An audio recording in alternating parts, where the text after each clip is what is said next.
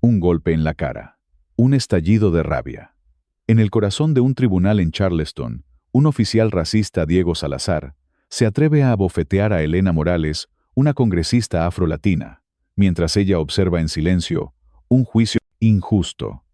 Pero lo que no sabe este hombre es que su acto de violencia no solo marca la piel de Elena, sino que despierta una furia que sacude los cimientos de un sistema podrido.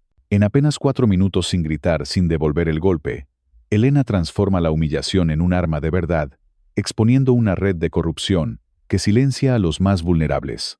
Esto no es solo una historia de una mujer atacada. Es el grito de todos los que han sido obligados a callar para sobrevivir.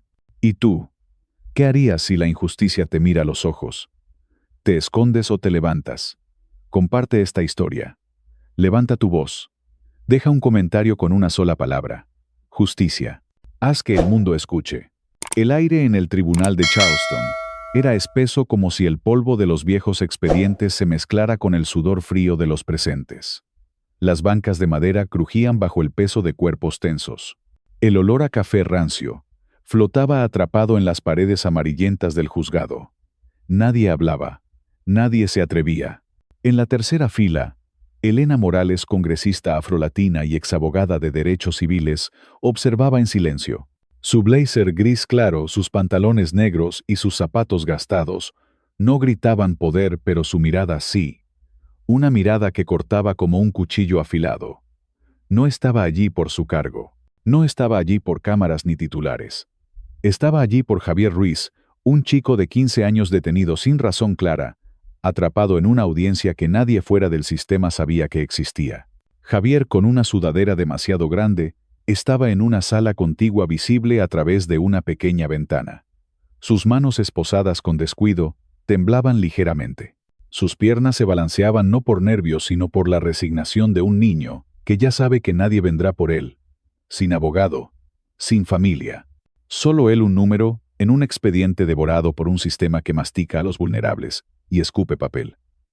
Elena lo miraba y en sus ojos no solo había empatía, había dolor. Un dolor antiguo, enterrado, pero vivo desde el día en que su hermano menor, Mateo, murió tras una paliza policial sin una disculpa, sin un solo gramo de justicia. En la sala un hombre uniformado destacaba. Diego Salazar, oficial de policía, alto, con ojos arrogantes y manos que no dejaban de ajustar su cinturón. Sus movimientos eran un mensaje. Este es mi territorio. Cuando sus ojos se cruzaron con los de Elena, algo se rompió en el aire. No fue solo tensión, fue odio. Un odio que no necesitaba palabras, pero que él expresó con un gruñido bajo. ¿Quién te crees que eres, sentada aquí, como si pertenecieras? Elena no respondió. No necesitaba hacerlo. Su silencio era una amenaza más grande que cualquier palabra. De repente la puerta del tribunal chirrió. Javier fue traído al centro. Sus ojos oscuros, llenos de moretones desvaneciéndose, buscaban algo, alguien, cualquier señal de esperanza. Pero no la encontró. Su madre, María Ruiz, estaba en la última fila con las manos apretadas, lágrimas, contenida su voz ahogada por el miedo.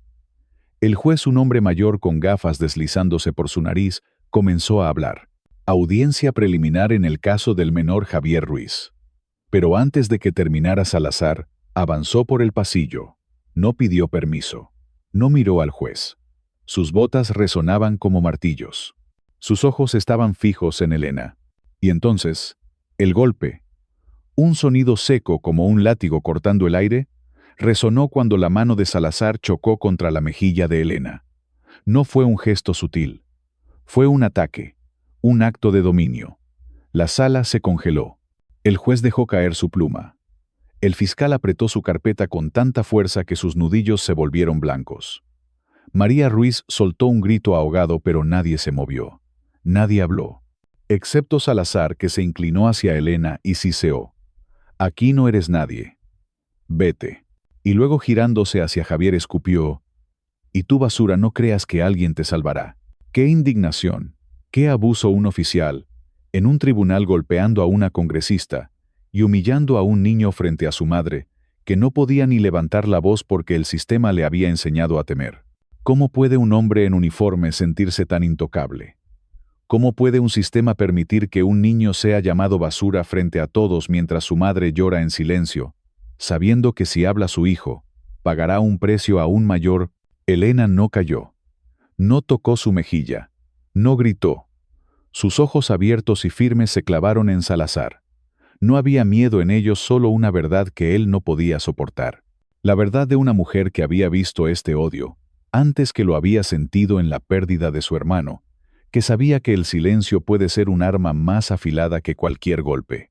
Su rostro, ahora rojo por la marca de la mano de Salazar, no se inclinó. Su postura recta como una columna desafiaba al oficial, al juez, al sistema entero. María Ruiz, en la última fila, temblaba. Sus manos cubrían su boca, pero sus ojos no podían apartarse de su hijo. Javier Esposado bajó la mirada no por vergüenza, sino porque el peso de las palabras de Salazar lo aplastaba. Basura. La palabra resonaba en la sala como un eco que nadie quería escuchar, pero que todos sentían. María quería gritar, quería correr hacia su hijo, pero un oficial cerca de ella le lanzó una mirada que decía: «No te atrevas». Sofía Torres, una joven asistente judicial, sentada en una esquina, vio todo. Sus manos temblaban mientras tomaba notas, pero no para el expediente oficial. En un cuaderno personal garabateó: «Esto no está bien». Sofía, de apenas 23 años, había trabajado en el tribunal por 2 años, siempre siguiendo órdenes, siempre manteniendo la cabeza baja. Pero hoy, algo en su interior se rompió. La imagen de Elena inmóvil tras el golpe y de Javier humillado frente a todos le quemaba los ojos. Quería hacer algo, pero el miedo la paralizaba. ¿Y si hablaba? ¿Y si perdía su trabajo? ¿Y si su familia, que dependía de su salario, sufría las consecuencias? Mientras tanto, en la sala el silencio era ensordecedor. Nadie se atrevía a respirar. El juez, con el rostro pálido, parecía buscar palabras, pero no las encontraba. El fiscal, con su carpeta aún apretada, miraba al suelo como si el peso de la verdad fuera demasiado para él. Salazar, con la mano aún roja por el golpe, dio un paso atrás, pero no por arrepentimiento. Sus ojos seguían fijos en Elena, esperando una reacción, un grito, algo que le diera la excusa para atacarla de nuevo. Pero no obtuvo nada. Elena ajustó su chaqueta, un gesto pequeño, casi insignificante, pero que hizo que Salazar retrocediera otro paso. Ese movimiento tan simple era un desafío. Decía: «No me rompes, no me doblegas». La sala, que había contenido el aliento, comenzó a sentir el cambio. No era una explosión, no era un grito. Era algo más poderoso, la presencia de una mujer que no necesitaba alzar la voz para ser escuchada. ¡Qué rabia! ¡Qué furia contenida! Este no era solo un golpe contra Elena, era un golpe contra todos los que alguna vez fueron silenciados, contra los niños como Javier, contra las madres como María, contra las asistentes como Sofía, que veían la injusticia pero temían hablar. ¿Cuántas veces un hombre como Salazar ha usado su uniforme para aplastar la dignidad de otros? ¿Cuántas veces el sistema ha cerrado los ojos, ha girado la cabeza? Ha dicho: «Esto no pasó». En ese momento, Luis Navarro, un periodista local que estaba en la sala por casualidad, sacó su teléfono. Sus manos temblaban mientras grababa. La imagen era borrosa, pero capturó el instante: la mano de Salazar aún en el aire, el rostro de Elena firme, los ojos de Javier fijos en el suelo. Luis no era famoso, no trabajaba para un gran medio. Era un freelancer que apenas sobrevivía con sus artículos, pero sabía que lo que acababa de presenciar no podía quedarse en el olvido. Subió la foto a una red social con un título simple: «Esto pasó hoy. ¿Quién lo detendrá?». Elena, aún de pie, pronunció 2 palabras suaves, pero cortantes, como una navaja: «Aún no». No era una amenaza, era una promesa. Una promesa de que el tiempo de Salazar y del sistema que lo protegía estaba contado. Esas 2 palabras resonaron en la sala como un trueno lejano, el preludio de una tormenta que nadie podía ignorar. La audiencia continuó, pero ya no era la misma. El juez, con voz temblorosa, intentó retomar el control, pero las palabras se le escapaban. Javier fue devuelto a la sala contigua, sus esposas tintineando como un recordatorio de su indefensión. María, en la última fila, se cubrió el rostro, pero sus sollozos eran audibles. Sofía, con su cuaderno apretado contra el pecho, sintió que su corazón latía más fuerte que nunca. Luis desde un rincón seguía grabando sabiendo que su vida cambiaría después de esto. Elena salió del tribunal sin mirar atrás. El eco del golpe aún resonaba en su mejilla, pero su mente ya estaba trabajando. Había visto casos como el de Javier antes. Había leído expedientes que se desvanecían en el aire, cámaras que fallaban en el momento exacto, informes médicos que mentían. Pero esta vez era diferente. Esta vez, el sistema había cometido un error. La había atacado a ella una mujer, que no se rendiría, una mujer que había jurado no dejar que otro niño fuera borrado como lo fue su hermano. Esa noche, en su pequeño apartamento alquilado, Elena recibió una llamada. Una voz masculina baja y fría dijo: «Para, o tu familia pagará el precio». No había nombre, no había identificación, solo un número desconocido. Elena colgó sin responder. No necesitaba saber quién era. Sabía que el sistema no atacaba con nombres, sino con sombras. Pero ella no era una sombra. Era una llama, y esa llama estaba a punto de encenderse. Al día siguiente, Luis Navarro despertó con su teléfono vibrando sin parar. Su publicación ya tenía miles de vistas. La imagen borrosa de Salazar golpeando a Elena se había viralizado. Algunos la llamaban víctima, otros símbolo. Pero en los comentarios una palabra comenzaba a repetirse: justicia. Era el grito de una ciudad que por primera vez empezaba a despertar. Sofía, en su pequeño cubículo en el tribunal, escondió su cuaderno bajo una pila de papeles. Pero no pudo evitar mirar la foto en su teléfono. Sus manos temblaban. Quería hablar, quería actuar, pero el miedo seguía allí como una cadena invisible.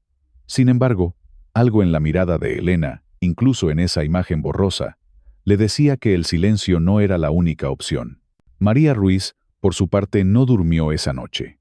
Se quedó sentada en la mesa de su cocina, mirando una foto de Javier cuando era pequeño, sonriendo con un balón de fútbol. Las palabras de Salazar Basura resonaban en su cabeza, pero también las palabras de Elena, aún no. María no sabía cómo, pero algo en su interior le decía que esta vez, tal vez alguien lucharía por su hijo. Elena, mientras tanto, comenzó a trabajar. Abrió su laptop, revisó el expediente de Javier. Las páginas eran pocas, pero cada palabra estaba escrita para ocultar. Sospechoso, no cooperativo. Sin evidencia de delito grave. Cámara no funcional. Palabras que no decían nada, pero que lo decían todo. Encontró una discrepancia. El informe decía que Javier fue arrestado a las 8:14 p.m., pero el registro de ingreso al centro de detención marcaba las 7:51 p.m. ¿Cómo podía alguien ser arrestado después de estar detenido? Fue entonces cuando Elena supo que no estaba enfrentando a un solo hombre. Estaba enfrentando a un sistema que escribía mentiras con la precisión de una máquina. Pero las máquinas, aunque parezcan invencibles, tienen grietas. Y ella estaba decidida a encontrarlas. En los días siguientes, Elena comenzó a recibir mensajes. Algunos eran de apoyo, otros eran advertencias. Uno en particular llegó de un número anónimo: «Te vi en el tribunal. Tengo algo que necesitas. Reúnete conmigo en la librería de Grant 10 p.m. No había firma, pero Elena reconoció la dirección. Era un lugar donde los secretos se intercambiaban en susurros, lejos de las cámaras del sistema. Esa noche, mientras caminaba hacia la librería, sintió una mirada en su espalda. Un auto negro sin placas estaba estacionado a media cuadra. No había conductor visible, pero las luces estaban encendidas. Elena no se detuvo. No miró atrás. Su corazón latía fuerte, pero su paso era firme. Había aprendido hace mucho que el miedo no se combate con valentía, sino con propósito. En la librería, Sofía la esperaba. Sus manos temblaban mientras le entregaba un sobre grueso. «No puedo seguir callando», dijo su voz apenas un susurro. Dentro del sobre había documentos, registros de arrestos, notas internas, una lista de nombres. Y en la cima, el nombre de Diego Salazar. Pero no estaba solo. Había otros: Antonio Vargas, jefe de policía; Marta López, la doctora que firmaba informes falsos; y 3 nombres más desconocidos, pero marcados como parte de la Fuerza Rápida. Una unidad que operaba sin reglas, sin supervisión, sin piedad. Elena miró a Sofía. «¿Por qué ahora?», preguntó. Sofía bajó la mirada. «Porque vi lo que le hicieron a Javier. Y vi lo que te hicieron a ti. Si no hablo ahora, nunca lo haré». ¡Qué indignación! ¡Qué furia! Un sistema que no solo golpea a una congresista, sino que humilla a un niño, silencia a una madre y amenaza a cualquiera que se atreva a cuestionarlo. ¿Cuántos Javier hay en esta ciudad? ¿Cuántas Marías han llorado en silencio? ¿Cuántas Sofías han escondido la verdad por miedo? Esto no es solo una historia, es un llamado. Levanta tu voz. No dejes que el sistema siga borrando nombres. Comparte esta historia. Escribe en los comentarios. Justicia, que el mundo sepa que no estamos dispuestos a callar más. La noche envolvía a Charleston como un manto de secretos.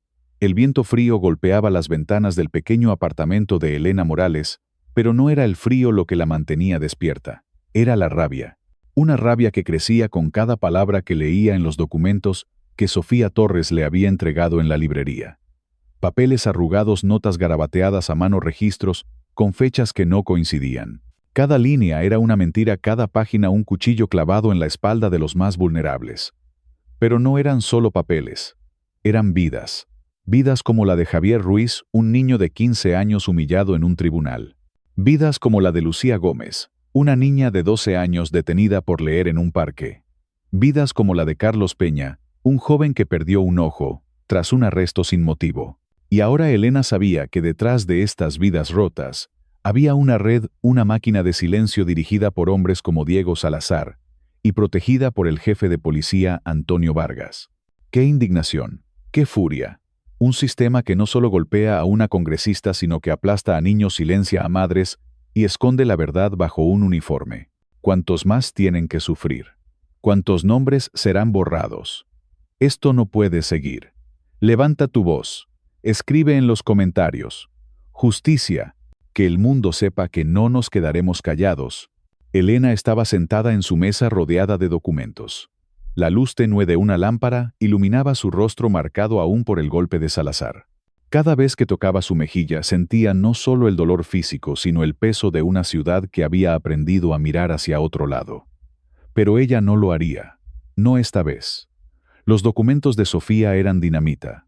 Mostraban cómo la unidad Fuerza Rápida operaba en las sombras deteniendo a jóvenes afrolatinos y de bajos recursos sin pruebas, falsificando informes, borrando grabaciones. Había nombres: Salazar, Vargas, Marta López, la doctora que firmaba informes médicos falsos, y otros 3 oficiales, cuyos nombres Elena no reconoció. Pero lo que más la enfureció fue una nota escrita a mano casi ilegible que decía: eliminar expediente Ruiz. Prioridad: eliminar un niño de 15 años golpeado, humillado, y ahora borrado como si nunca hubiera existido. ¡Qué rabia! ¡Qué asco!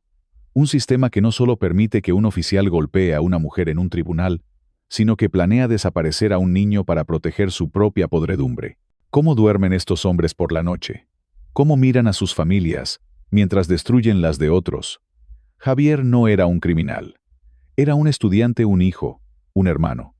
Pero para Fuerza Rápida, era un inconveniente, una marca en un expediente que debía desaparecer.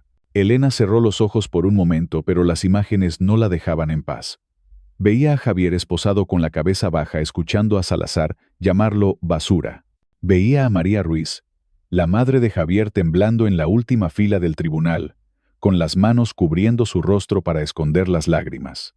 Y veía a su propio hermano Mateo, muerto a los 17 años, tras una detención que nunca debió ocurrir. La rabia no era solo por Javier. Era por todos los que el sistema había aplastado, por los que habían gritado y nadie escuchó. Pero esta vez, alguien escucharía. Ella se aseguraría de eso. Al amanecer, Elena se reunió con Sofía en un café pequeño lejos del centro de la ciudad. El lugar olía a pan recién horneado, pero el ambiente estaba cargado de tensión. Sofía, con ojeras marcadas, apenas tocó su café. No dormí, confesó, su voz apenas un susurro. Cada vez que cierro los ojos veo a Javier, y luego pienso en lo que me pasará si alguien descubre que te di esos documentos. Elena puso una mano sobre la de Sofía. No estás sola, dijo con una firmeza que hizo que Sofía levantara la mirada. Pero si no seguimos, ellos ganan, y no podemos dejar que ganen. Sofía asintió, pero el miedo seguía en sus ojos. Hay más, dijo deslizando un USB sobre la mesa. Grabaciones. No las he escuchado todas, pero son malas, Elena. Muy malas. Elena tomó el USB sintiendo su peso como si fuera una bomba a punto de estallar. ¿Quién más sabe de esto?, preguntó. Sofía negó con la cabeza. Nadie. Pero no estoy segura de cuánto tiempo podré seguir escondiéndolo. Vargas tiene ojos en todas partes. El nombre de Antonio Vargas resonó en la mente de Elena como un tambor de guerra. Vargas, el jefe de policía, un hombre cuya sonrisa en las conferencias de prensa escondía una verdad más oscura. Elena lo había visto antes estrechando manos en eventos públicos, hablando de seguridad mientras su unidad secreta destruía vidas. Pero ahora, con el USB en su mano, Elena sabía que tenía algo que podía derribarlo, o al menos encender una chispa que el sistema no podría apagar. Esa tarde, Elena revisó las grabaciones en su apartamento. Las voces eran claras, aunque distorsionadas por el ruido de fondo. Una de ellas era inconfundible: Vargas. No quiero más errores, decía. El caso Ruiz debe desaparecer. Y si alguien pregunta, fue un accidente. Entendido, otra voz más joven, probablemente Salazar, respondía: ya está hecho. Pero la congresista, ella no se quedará callada.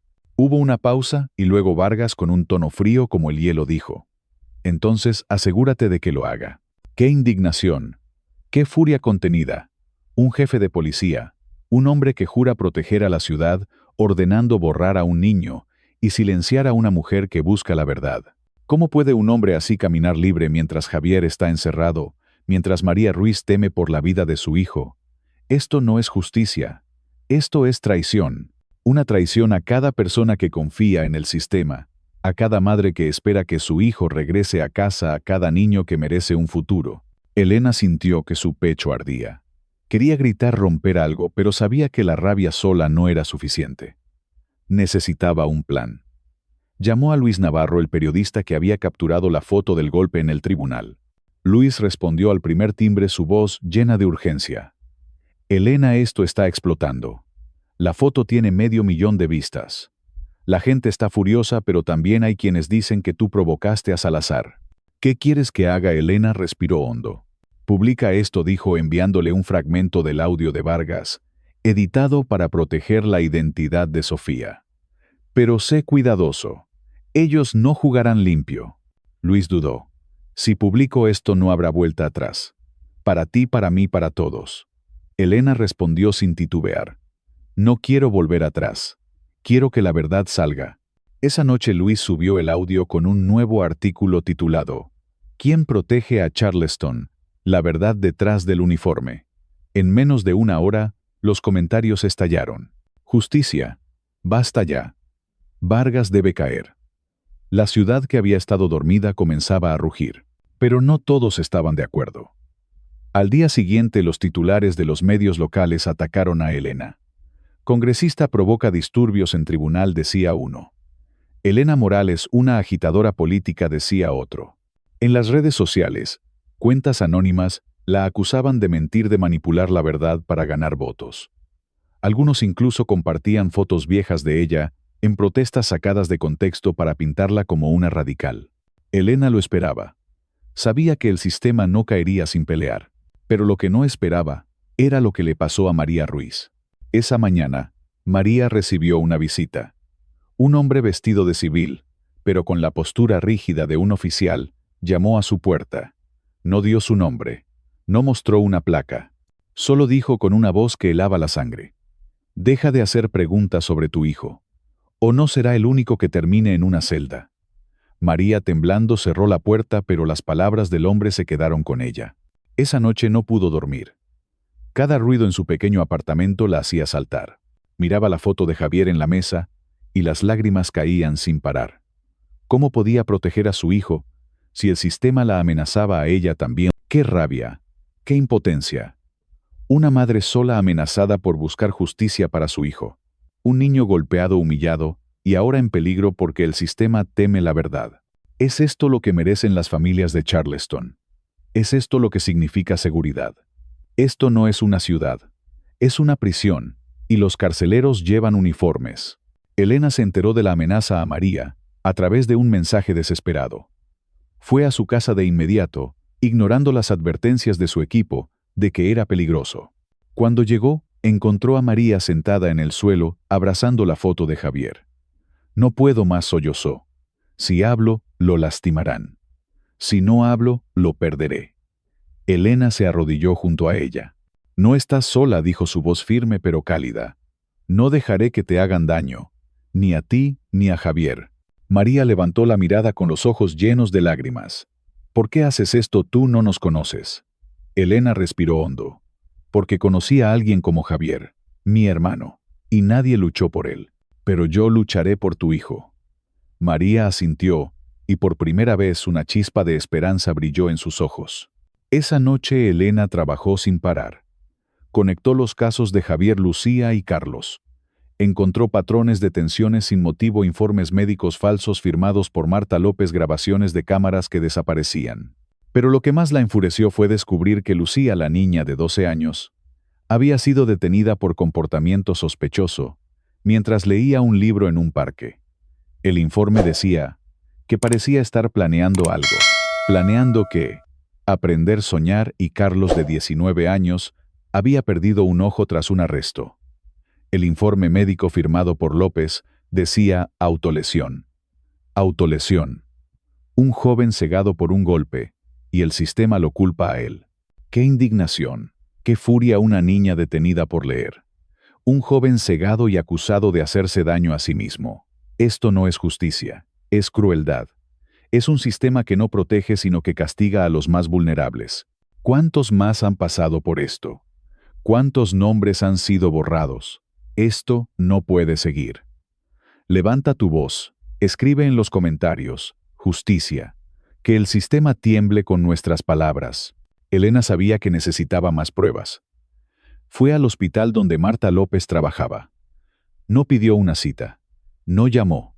Simplemente entró con una carpeta bajo el brazo y una determinación que hacía que los enfermeros se apartaran a su paso. Encontró a López en un pasillo revisando un expediente. Doctora, dijo Elena, su voz cortante. López levantó la mirada, y por un segundo sus ojos mostraron miedo.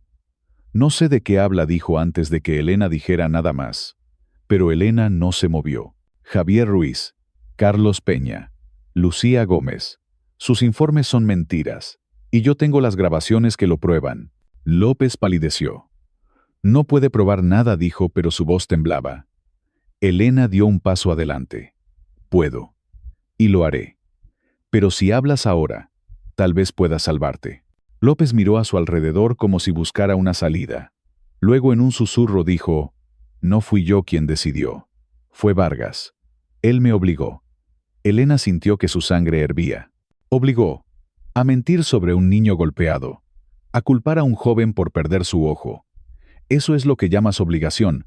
López no respondió, solo bajó la mirada derrotada. Esa noche, Elena recibió otra amenaza.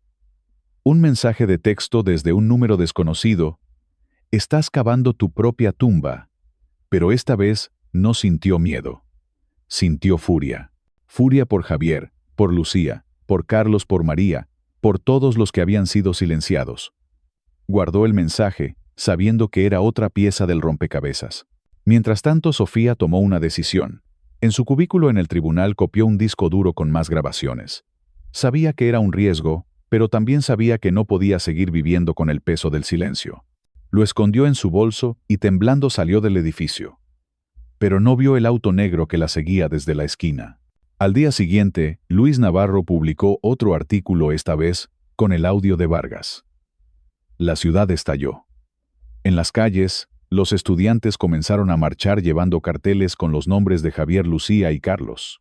En las redes sociales el hashtag Voces Vivas se volvió tendencia.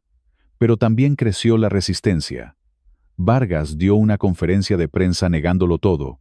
Son mentiras, dijo con una sonrisa que no alcanzaba sus ojos. La congresista Morales está manipulando a la ciudad para su propio beneficio. Elena vio la conferencia en su laptop, y su rabia alcanzó un nuevo nivel. Manipulando, ella que había sentido el golpe de Salazar en su cara. Ella que había visto a Javier humillado, a María amenazada, a Carlos cegado. Esto no era manipulación. Era la verdad. Y la verdad era más fuerte que cualquier mentira de Vargas. Esa noche Sofía llamó a Elena, su voz llena de pánico. Me están siguiendo, dijo. Un auto negro. Creo que saben lo del disco duro. Elena no dudó. Ve a la librería de Grant. Ahora, te encontraré allí. Colgó y salió corriendo sin saber si llegaría a tiempo. En la librería Sofía esperaba escondida entre los estantes. El disco duro estaba en sus manos temblando como si quemara. Cuando Elena llegó, Sofía se lanzó hacia ella casi llorando. Tómalo, dijo entregándole el disco. No puedo seguir con esto. Es demasiado. Elena lo guardó en su bolso. Lo hiciste bien, dijo. Ahora vete a casa. Y no mires atrás. Pero mientras Sofía salía, Elena vio el auto negro estacionado afuera. Sus luces estaban apagadas, pero el motor seguía encendido. Sintió un escalofrío, pero no se detuvo. Sabía que el disco duro era la clave. Contenía grabaciones de Vargas ordenando la manipulación de expedientes de Salazar, riendo mientras hablaba de limpiar las calles. Era la prueba que podía derribar a fuerza rápida.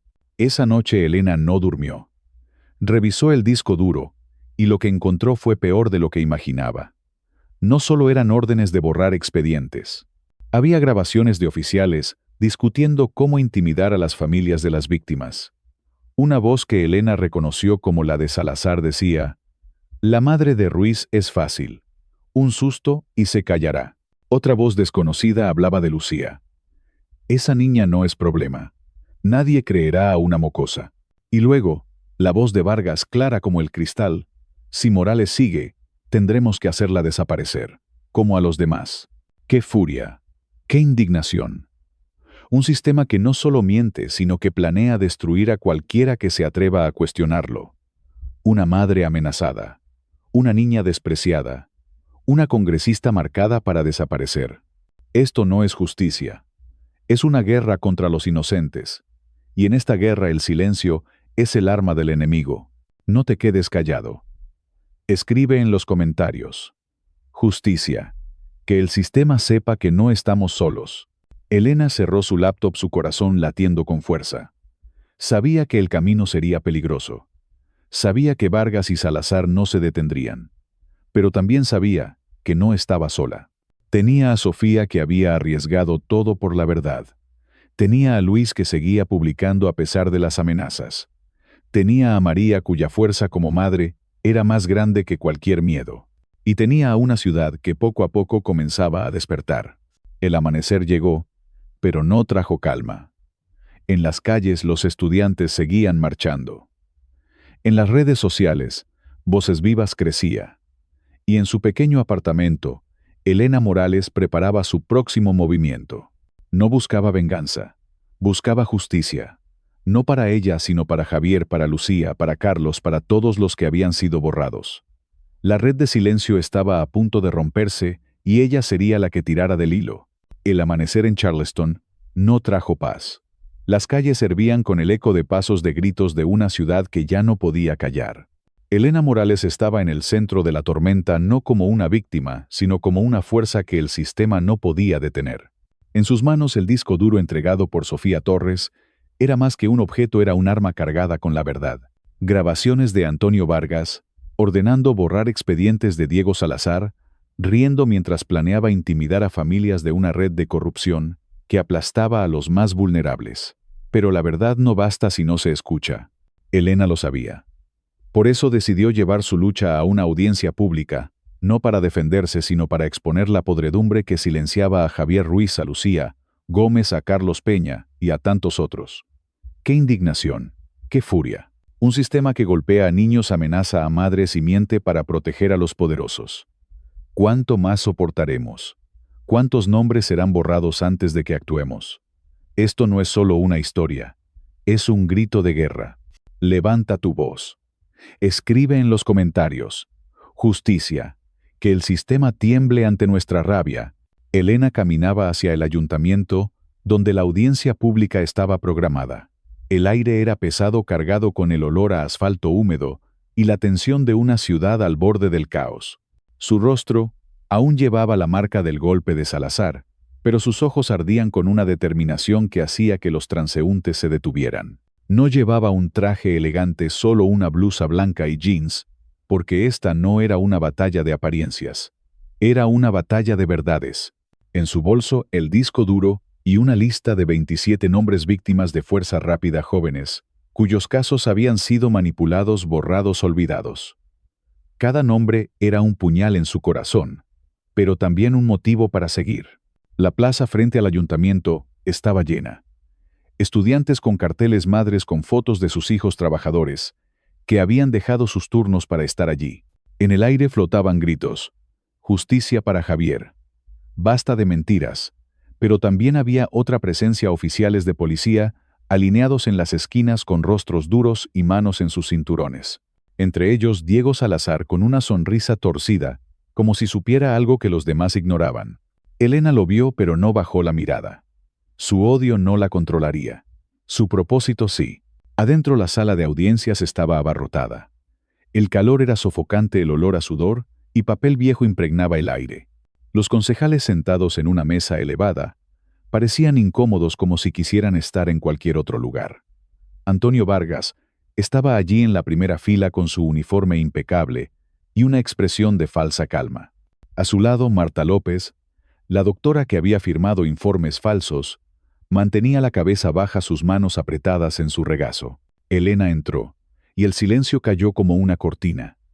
Todos los ojos estaban en ella, pero ella solo veía a María Ruiz, sentada al fondo con una foto de Javier en las manos. El presidente del consejo, un hombre mayor con voz temblorosa, comenzó: Esta audiencia es para discutir las acusaciones contra la congresista Morales. Pero Elena lo interrumpió, levantándose con una calma que cortaba como un cuchillo. No estoy aquí para defenderme, dijo su voz resonando en la sala. Estoy aquí por ellos. Sacó la lista de nombres y comenzó a leer uno por uno con una claridad que hacía que cada sílaba doliera. Javier Ruiz, 15 años detenido sin pruebas. Lucía Gómez, 12 años arrestada por leer en un parque. Carlos Peña, 19 años cegado por un golpe policial. La sala se agitó. Los murmullos crecieron, pero Elena no se detuvo. Cada nombre era un golpe contra el sistema, cada historia una grieta en su armadura. Estos no son casos aislados, continuó. Son el resultado de una unidad secreta, Fuerza Rápida, liderada por Antonio Vargas y ejecutada por hombres como Diego Salazar. Sacó el disco duro y lo levantó. Aquí está la prueba. Grabaciones de Vargas ordenando borrar expedientes. De Salazar amenazando a familias. De un sistema que no protege sino que destruye. ¡Qué rabia! ¡Qué furia! Una ciudad traicionada por aquellos que juraron protegerla. Un niño humillado, una niña castigada por soñar, un joven cegado y acusado de su propio dolor. ¿Cómo puede un hombre como Vargas sentarse allí con su uniforme brillante mientras los nombres de sus víctimas resuenan en la sala? Esto no es justicia, es un crimen. Y los criminales no merecen silencio. Levanta tu voz, escribe en los comentarios: justicia, que el mundo sepa que no olvidaremos. Vargas se puso de pie, su rostro rojo de furia. Esto es una farsa, gritó. Mentiras para desestabilizar a la ciudad. Pero su voz temblaba y la sala no le creía. Los murmullos se convirtieron en gritos. Renuncia. Justicia para Javier. Elena no se inmutó. Conectó el disco duro a un proyector y reprodujo una grabación. La voz de Vargas llenó la sala fría y clara. El caso Ruiz debe desaparecer.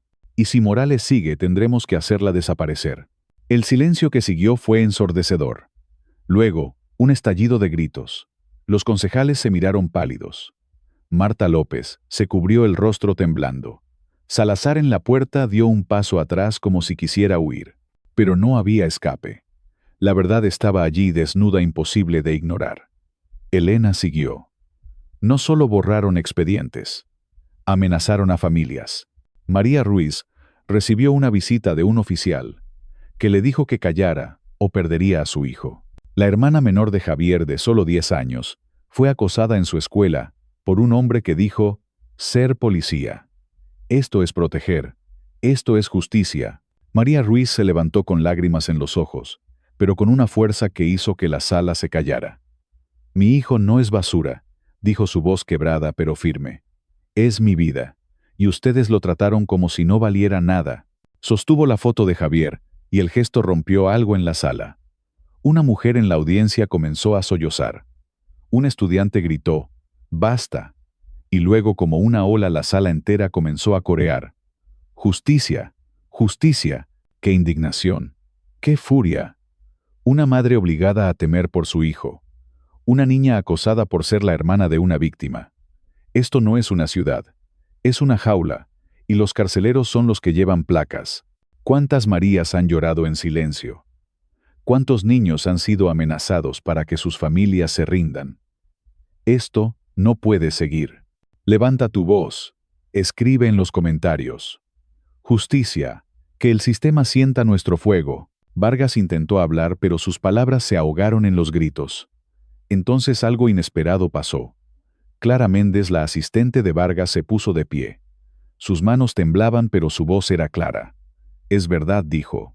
«Yo vi los expedientes. Escuché las órdenes. Vargas me dijo que destruyera pruebas, que silenciara a las víctimas. No quería hacerlo, pero tenía miedo. Ya no más». Sacó una carpeta y la dejó sobre la mesa. «Aquí están los originales. Los casos que intentaron borrar». La sala estalló. Los concejales no podían ignorarlo. Los periodistas que grababan todo corrieron a tomar fotos de la carpeta. Luis Navarro, desde un rincón, transmitía en vivo, y su publicación alcanzó millones de vistas en minutos. Voces Vivas se convirtió en un rugido global. Pero Elena no había terminado. Miró a Vargas, que ahora sudaba su fachada rota. «Esto no es solo sobre ti», dijo. «Es sobre un sistema que te permitió hacerlo. Pero hoy, ese sistema comienza a caer». De repente un grito desde el fondo. Sofía Torres entró con el rostro pálido pero decidido. «Tengo más», dijo levantando otro USB. Grabaciones de Salazar golpeando a Javier durante su detención. Y de López, falsificando el informe médico. La sala se volvió un caos. Los oficiales en las esquinas intentaron avanzar, pero la multitud los bloqueó. Salazar, ahora acorralado, gritó: «No tienen nada contra mí». Pero nadie le creía. Elena tomó el USB de Sofía y lo levantó. «Esto es lo que temen», dijo. «La verdad. Y no la detendrán». Reprodujo una grabación. La voz de Salazar burlona resonó: «Golpeé al pequeño Ruiz. ¿Y qué nadie lo creerá?». Luego un grito de dolor, el de un niño. La sala se quedó en silencio y luego explotó en furia. María Ruiz cayó de rodillas sollozando. Los estudiantes comenzaron a empujar hacia la puerta exigiendo que Salazar fuera arrestado. ¡Qué rabia! ¡Qué dolor! Un niño golpeado y un hombre que se ríe de su sufrimiento. Una doctora que miente para proteger a los culpables. Un jefe de policía que ordena borrar vidas. Esto no es justicia. Es una masacre silenciosa. ¿Cuántos Javier han gritado en la oscuridad? ¿Cuántos Carlos han perdido su futuro? Esto no puede seguir. Levanta tu voz. Escribe en los comentarios. Justicia. Que el mundo sepa que no nos rendiremos. En ese momento Vargas intentó salir, pero los concejales lo detuvieron. «Nadie se va hasta que esto se aclare», dijo el presidente, su voz ahora firme. Marta López Rota confesó entre lágrimas: «Firmé los informes porque me amenazaron. Pero no puedo vivir con esto». Salazar, desesperado, empujó a un oficial y corrió hacia la puerta, pero la multitud lo bloqueó. Por primera vez el hombre que había golpeado a Elena, que había humillado a Javier, parecía pequeño, débil, humano. Elena no celebró. No era una victoria. Era un comienzo. Miró a la sala y dijo: «Esto no termina aquí. Javier, Lucía, Carlos, todos merecen más que una audiencia. Merecen un sistema que no los borre. Y lo construiremos juntos». La sala respondió con un rugido. Los estudiantes levantaron sus carteles. Las madres abrazaron las fotos de sus hijos. Y en las redes sociales, Voces Vivas se convirtió en un movimiento imparable. Esa noche Vargas fue suspendido. Salazar fue detenido, aunque gritaba que esto no terminaría así. López enfrentaba cargos por falsificación. Pero Elena sabía que el sistema no caería en un día. Al día siguiente fue al hospital donde Carlos Peña estaba internado. Lo encontró en una cama con un parche en el ojo, pero con una sonrisa débil. «Escuché lo que hiciste», dijo. Elena tomó su mano. «No hice nada sola», respondió. «Y tú no estás solo». Luego visitó a Lucía Gómez, que estaba en casa, leyendo el mismo libro por el que fue detenida. «No dejaré de leer», dijo la niña con una chispa en los ojos. Elena sonrió. «Nunca lo hagas». Finalmente fue al centro de detención donde Javier estaba. María estaba allí esperando. Cuando Javier salió libre por primera vez en semanas, abrazó a su madre con tanta fuerza que ambos lloraron. «Gracias», dijo María mirando a Elena. «No me des las gracias», respondió ella. «Luchemos para que nadie más pase por esto». Días después, Elena fundó un centro comunitario de asesoría legal. No era grande, solo un local pequeño con paredes descascaradas, pero estaba lleno de vida. Estudiantes voluntarios enseñaban a los jóvenes sus derechos. Abogados ofrecían ayuda gratuita. Madres como María compartían sus historias, no con miedo, sino con orgullo. Y en las calles la gente comenzó a reunirse no con pancartas, sino con fotos de las víctimas cada una, un recordatorio de que la lucha no había terminado. ¡Qué furia! ¡Qué esperanza! Un sistema que intentó borrar a Javier, a Lucía, a Carlos, ahora enfrenta la verdad. Pero no basta con derribar a Vargas o a Salazar. Hay que construir un mundo donde los niños no teman, donde las madres no lloren, donde la verdad no sea un delito. Esto no es el fin, es el comienzo. Levanta tu voz. Escribe en los comentarios. Justicia. Que Charleston y el mundo sepan que no nos callaremos. Elena caminaba por la plaza ahora llena de flores y fotos. No buscaba fama, no buscaba poder. Buscaba un mundo donde su hermano Mateo y todos los que vinieron después pudieran descansar en paz. La ciudad ya no era la misma. Las voces silenciadas ahora cantaban, y su canción era imparable. La historia de Elena Morales, una congresista afro-latina, que enfrenta la brutalidad y la corrupción de un sistema injusto, no es solo un relato de lucha, es un espejo que nos obliga a mirar nuestra propia vida, nuestras decisiones, y el mundo que construimos cada día. Desde el primer capítulo, cuando Diego Salazar la golpea en un tribunal de Charleston, hasta el final, cuando expone una red de mentiras que silencia a los más vulnerables, Elena nos enseña que la justicia no es un regalo, es una conquista. Su historia, impregnada de rabia, dolor y esperanza, resuena profundamente en la cultura latinoamericana, donde la resistencia frente a la opresión es parte de nuestra sangre. Pero ¿qué nos deja esta historia? ¿Qué podemos llevar a nuestra vida diaria? Reflexionemos juntos. Primero, la historia de Elena despierta una furia que no podemos ignorar. Ver cómo un oficial humilla a un niño como Javier Ruiz, cómo una madre como María Ruiz es amenazada por buscar la verdad, o cómo una niña como Lucía Gómez es castigada por leer, hiere el alma. Esta rabia no es solo emocional, es un llamado a actuar. En nuestra cultura, donde el corazón late fuerte y la familia es sagrada, sentir esta indignación es natural. Pero Elena nos enseña que la rabia sin acción es solo ruido. Ella transforma su dolor en un plan, su furia en prueba, su silencio en un grito que despierta a una ciudad. La lección aquí es clara. Cuando veas una injusticia, no te quedes en el enojo. Haz algo. Habla, escribe, organiza, ayuda. En nuestras comunidades latinas, donde a veces el sistema nos empuja a callar, cada pequeño acto de resistencia cuenta. Segundo, Elena nos muestra el poder del silencio valiente. Cuando Salazar la golpea, ella no grita ni devuelve el golpe. Su mirada firme y directa dice más que 1000 palabras. En nuestra cultura, donde las emociones suelen ser expresivas, este silencio puede parecer extraño. Pero es un recordatorio de que no siempre necesitamos alzar la voz para ser escuchados. A veces la fuerza está en la calma, en la paciencia, en la estrategia. En la vida diaria, esto se aplica cuando enfrentamos conflictos. No siempre hay que responder con gritos o peleas. A veces la mejor respuesta es mantener la cabeza alta, reunir pruebas y actuar con inteligencia. Como latinos sabemos que la vida no siempre es fácil, pero la historia de Elena nos inspira a ser fuertes sin perder el control. Tercero, la comunidad es nuestra mayor arma. Elena no lucha sola. Sofía Torres arriesga su trabajo para entregar pruebas. Luis Navarro usa su cámara para mostrar la verdad. María Ruiz encuentra valor en su amor de madre. Incluso Clara Méndez al final rompe su silencio. Esta unión refleja el espíritu de nuestras comunidades latinas, donde nos apoyamos unos a otros, donde la familia no es solo de sangre sino de corazón. La lección aquí es que nadie cambia el mundo solo. En tu vida busca aliados. Comparte tus sueños y tus luchas con otros. Si ves a alguien sufrir, no mires a otro lado. Ofrécele una mano, una palabra, un hombro. Juntos somos imparables. Cuarto, la historia nos enseña a no temer al miedo. Elena recibe amenazas, ve autos, siguiéndola sabe que el sistema quiere hacerla desaparecer. Pero no se detiene. En nuestra cultura, donde muchas veces enfrentamos discriminación o barreras, el miedo puede paralizarnos.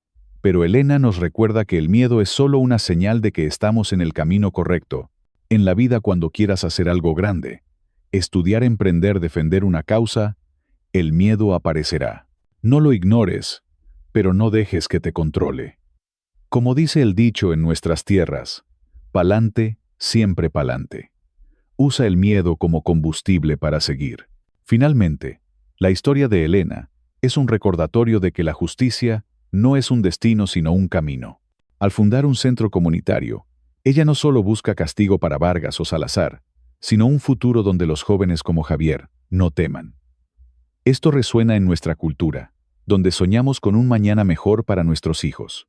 La lección es que cada acción cuenta. No necesitas ser congresista para cambiar algo. En tu barrio, en tu escuela, en tu trabajo, puedes enseñar, escuchar, defender. Cada paso hacia la justicia es una victoria. Estas lecciones no son solo palabras, son un desafío. En un mundo donde la injusticia sigue viva, cada uno de nosotros tiene un papel. Como latinos llevamos en el alma la fuerza de nuestros antepasados que lucharon contra la opresión. La historia de Elena no es solo suya, es nuestra. Así que levántate, actúa, sé la voz de los que no pueden hablar. Construye un mundo donde la justicia no sea un sueño, sino una realidad. Si esta historia te movió, si sentiste la rabia y la esperanza que lleva, actúa ahora. Dale like a este video para que más personas conozcan la lucha de Elena. Compártelo con tu familia, tus amigos, tu comunidad. Suscríbete al canal para no perderte más historias que inspiran y despiertan. Y en los comentarios, deja una sola palabra: justicia. Hagamos que el mundo escuche nuestro grito. Pa'lante siempre. Pa'lante.